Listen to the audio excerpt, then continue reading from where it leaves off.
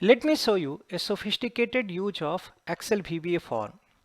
Here is a Excel SM file. Let me just open it. Once I open it, what you will realize that as soon as it opened a form. And you look at here, it says what is this? So it says calculate compound interest. Now if you look at it, is not letting you to go to any sheet or do anything. You are just directly working on this. Also, the moment you close it, the Excel itself gets closed. So that way, you can't go to the Excel sheet directly. So as soon as you open, it opened the form. Now think of where you will need it. So suppose you have, some quite a bit of computation, and you do not want end user to fiddle with that, and you want them they should work only with some form, work with this, and as soon as they are done, they should close it. So let me show you some of the things that I have done. This is the workout that I'm going to provide. Once I show you what is happening here, then I'll explain you step by step how to do it. So in this case, if you look at here, it's a label, and this is a text box. I'll show you when I'll explain you how to design it, that how do you make a label or a text box. This is called a combo box, where there is a drop down value. I'll explain you that how do you make a combo box and how do you pass these data to the combo box. Also, how do you enforce that it can only take entry from here. So right now here, if you go and try type 20, it won't take. It will take only entry which is available here. So if you try to type in, let's say 51, it won't. It just will take 5 first. Here, if you try to type a character and try to say calculate, it will give you error message that please enter the amount correctly. Let's say I enter the amount correctly, 100, interest number of years 5, and let's say interest rate is 10%. You say calculate, look at what has happened. It gave you the final amount, it gave you the interest, it gave you how money has changed year over year, and it is giving you that in 161 what is the pi of interest and what is the pi of principal. Now in reality it has lot of features, and let me explain you what it is.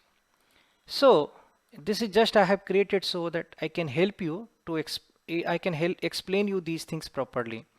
So it's an workout example of a VBA form, and here I have shown you that these are like text box, these are like label, these are like buttons.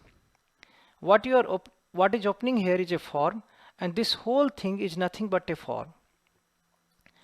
Now you look at here that in this particular sheet I have ensured proper data type, and I have ensured value selection only through combo box. You can't enter anything. You can only enter what is available, what is possible here. And if you look at what you are selecting is intrinsically going into VBA program, and that's where it is calculating and then passing these details to you. You are also learning that how to finally give this report, and you look at here it is 161.1, it is giving you 161 and just 61 because it is removing the decimal part. So how will you format the number in the VBA? Now you look at there are two more things are happening here. You are actually entry you are making, you are writing actually in the Excel where the chart is getting updated, but you are not seeing the chart. And then through program, you are actually loading the charts here. Also what you need to understand, this was invisible when you started. I mean, let me just show it to you. So if at all you start, if you remember in the beginning, there was nothing. Let me just show it to you if at all you don't remember. If you go here, start here, what you will realize that in the beginning it's nothing. So why it is happening? Because these charts, these features have been made invisible. Right, and it becomes visible only when you enter. So what you are seeing how to load the form when it is getting started. So if you look at, as soon as you started, the form started, and how to change property of control through VBA. And one more thing which I had not put here, but in the feature detail, but it's there, that as soon as you close this whole chart, Excel itself is getting closed without saving anything. So these are quite a bit of example of how Excel VBA form has been created. It's a quite a sophisticated form. What I'll do, I'll explain you that how do you create this kind of form, how do you design all these things step by step manner, and obviously it will spread through some 2-3 videos, but the idea was first to show you a demo of a created form and then to explain you that how do you create it.